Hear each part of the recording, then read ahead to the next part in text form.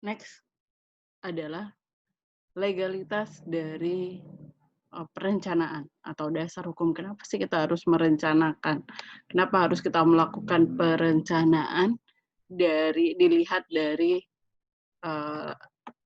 dasar hukum legal yang lain, yaitu hadis. Ya.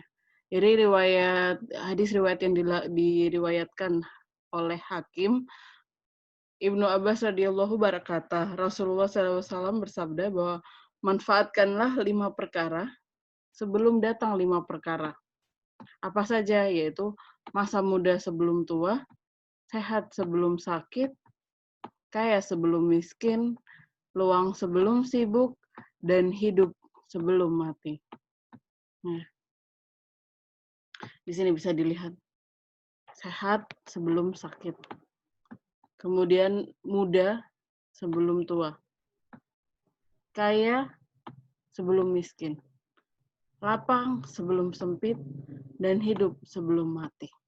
Nah, intinya adalah kita harus memanfaatkan kondisi yang luang dari kita dalam menghadapi kesulitan atau kendala yang akan kita hadapi di masa mendatang. Makanya, untuk mengoptimalkan apa yang kita peroleh hari ini dalam menghadapi ketidakpastian di masa mendatang, pasti kita perlu yang dinamakan perencanaan dan merencanakan. Berarti dengan hadis ini kita melihat bahwa kita perlu merencanakan hidup kita seperti apa. Kita perlu merencanakan masa-masa sehat kita gunakan untuk apa. Ya, alhamdulillah. Teman-teman sekarang gimana kabarnya? Apakah ada yang sakit? Di tengah pandemi ini semoga teman-teman semua dan keluarga teman-teman di rumah sehat semuanya ya. Tidak terinfeksi oleh pandemi ini, virus yang ada di pandemi saat ini. Kemudian muda sebelum tua. Usia teman-teman saat ini yang mungkin berkisar antara 20-21 ya. Itu menunjukkan 19-20 atau 20-21 ya, intinya antara 19 hingga 20 tahun ini termasuk muda atau tua. Teman-teman harus memanfaatkan nih gitu ya. Kita harus memanfaatkan kondisi kita saat muda sebelum kita tua. Di saat muda kita punya energi yang lebih, kita punya banyak ide-ide yang brilliant. Biasanya anak muda seperti itu. Bisa ngapain aja, kemudian mereka melek teknologi, mereka bisa memanfaatkan segala sumber daya yang berkaitan dengan IT, mereka lebih bisa melihat peluang dibandingkan yang tua. Kalau yang tua itu udah mau makan enak dikit aja udah aduh khawatir kolesterol, aduh khawatir sama asam urat, aduh khawatir sama darah tinggi, udah banyak keluhan-keluhannya. Makanya kita harus memanfaatkan usia kita, memanfaatkan keluangan kita di saat muda untuk menghadapi kesulitan di saat tua. Next adalah kaya sebelum miskin ya. Di sini menunjukkan bahwa ketika kita dalam waktu luang, ketika kita luang ya, di hadis yang diriwayatkan oleh Hakim ini, ketika kita kaya maka kita harus memanfaatkan dalam menghadapi masalah-masalah ekonomi yang nanti akan terjadi. Bisa karena financial crisis, atau bisa karena bangkrut, pilot, dan masih banyak lainnya. Dengan kita bisa mengelola kekayaan kita, ya, insya Allah kita bisa survive nanti saat ada kesulitan-kesulitan ekonomi yang ada di depan. Nah, makanya kenapa orang kaya itu dia pasti berinvestasi. Karena dia akan mempersiapkan, dia nggak mau jadi miskin, nggak punya uang ketika tiba-tiba situasi ekonomi tidak menentu seperti saat ini. Selanjutnya, lapang sebelum sempit. Nah, saat ini kita masih bisa ngerasain kamar kita yang mungkin masih luas, kemudian kita masih bisa ngelihat rumah kita masih lebih lega sebelum akhirnya kesempitan datang. Sempit yang seperti apa? Sempit di makam, sempit di alam kubur. Kan itu cuma tinggal 1 kali 2 meter, itu sempit. Dan yang pasti adalah hidup sebelum mati. Udah kalau mati, kita udah nggak bisa ngapa-ngapain lagi. Semua amal kita udah selesai. Rezeki kita udah selesai sampai segitu aja.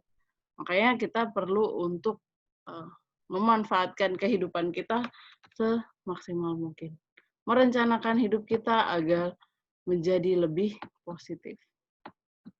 Ya. Tadi hadis yang diriwayatkan oleh Ibnu Hakim. Ini ada nasihat yang terkenal ya dari Raihan. Kalau teman-teman tahu. 5 perkara sebelum 5 perkara. 5 perkara apa aja ini? Pun juga nanti ketika kita mati, salah satu pertanyaan yang akan ditanyakan adalah bagaimana hidup kita dihabiskan? Bagaimana sehat kita dihabiskan? Bagaimana kekayaan kita dihabiskan? Nah, makanya kita perlu merencanakan dalam optimasi kesehatan muda, masa muda, kaya, kelapangan kita saat ini, hidup nih pasti.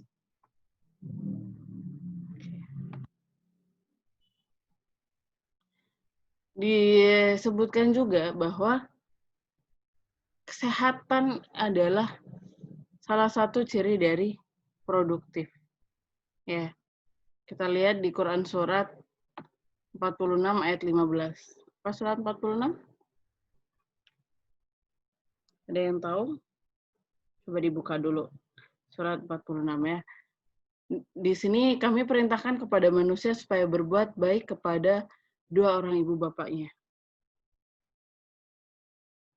Ibunya mengandungnya dengan susah payah dan melahirkan dengan susah payah.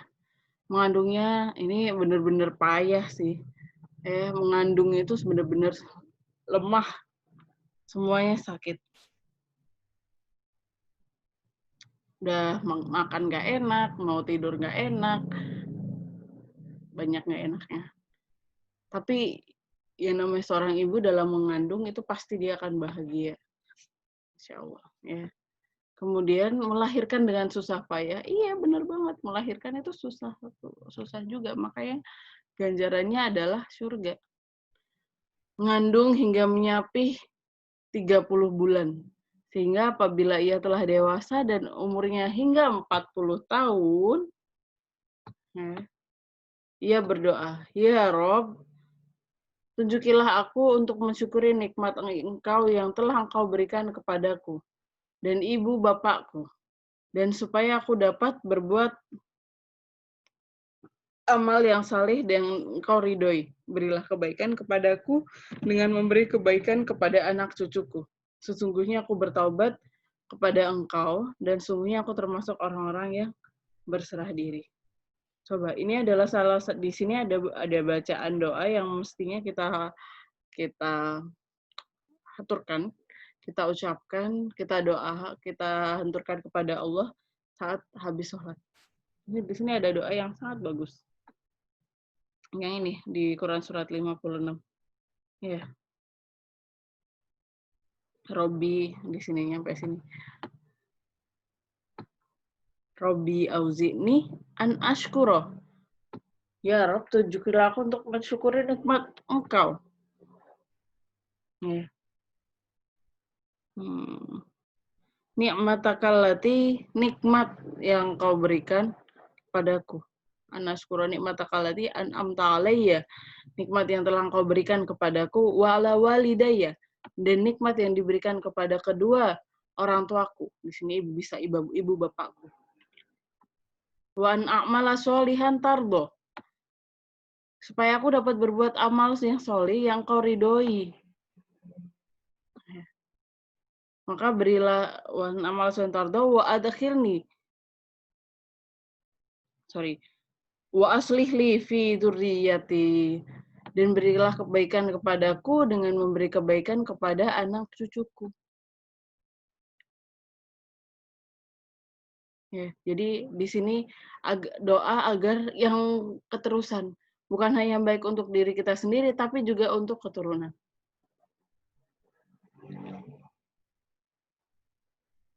Inni tubtu ilaika wa inni minal muslimin. Sungguhnya aku bertobat kepada engkau dan sungguhnya aku termasuk orang-orang yang berserah diri. Oke. Ya. Di sini disebutkan bahwa hal yang di bold ini adalah umur 40 tahun ya. Umur kemapanan seseorang itu di Quran itu disebutkan usianya adalah 40 tahun. Ini dari sini. Jadi 40 tahun ketika seseorang dia bisa sukses gitu kayak maka insya Allah hidupnya ya sejahtera. Makanya sampai 40 tahun itu masih bisa dikatakan masuk kategori pemuda. Ada ini undang-undangnya juga. Kayak umur kemapanan seseorang adalah 40 tahun. Dia menjadi orang bijak, dia menjadi orang baik atau orang buruk, nah, dia bisa dilihat dari usia 40 tahun.